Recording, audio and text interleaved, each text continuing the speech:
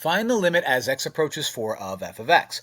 Well, at x approaches 4, we have this little guy right here, and that little guy is called a vertical asymptote. The left-handed limit, as the limit as x approaches 4 from the left, appears to be negative infinity.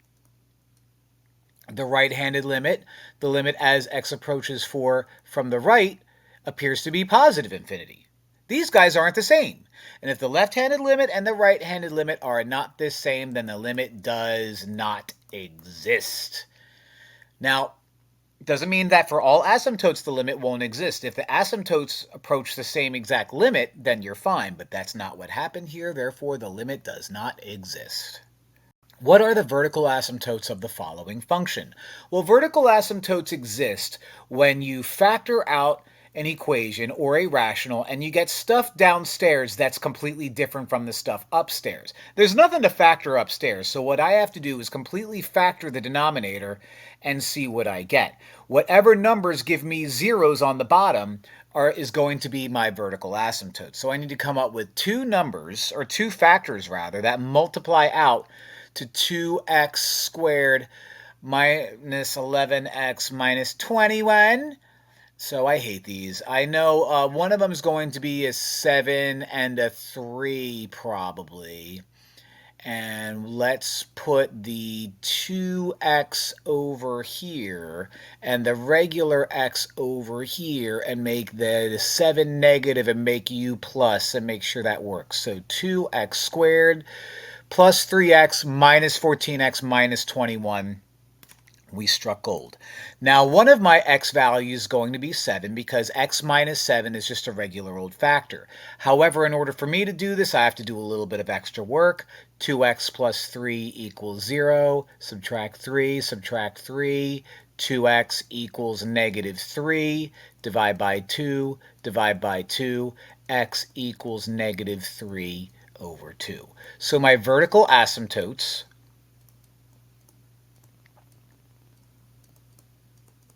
I just write it out, I'm going to put VA. My vertical asymptotes are going to exist at x equals 7 and x equals negative 3 over 2 because those are both the values that make the denominator equal to 0 after I factor it out. Evaluate the limit as x approaches 2 from the right side of 1 over x minus 2. Now, what I have here is a rational function. If I plug in 2, I get something that's undefined, but that's not what I'm looking for. What I'm looking for is what happens as I approach 2 from the right side. So since this is an AP Calculus test and the year is 2024, I'm assuming that most people in AP Calculus took AP Pre-Calculus last year and had to graph stuff that looks like this. We know that since we have x minus 2 on the bottom, that I have a vertical asymptote at x equals regular 2. I also know that since x minus 2 is on the bottom, I have a horizontal asymptote at the x-axis. Do I have any zeros? No. I have no x's in the numerator to give me zeros. So if I were to graph this out, and that's me drawing a straight line, if I were to graph this out, what I know is there's a vertical asymptote at 2. I also know that if I were to plug in like negative 50, I would get 1 over negative 50 minus 2, which is a negative number. So I know that this guy is going to look like u.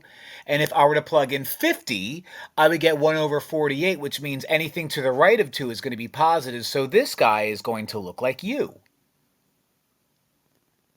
Now, the question that's being asked is, where is my limit as I approach 2 from the right side? Well, coming from the right, I'm moving on up like the Jeffersons did.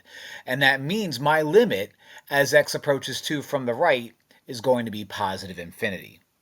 So A is going to be my answer.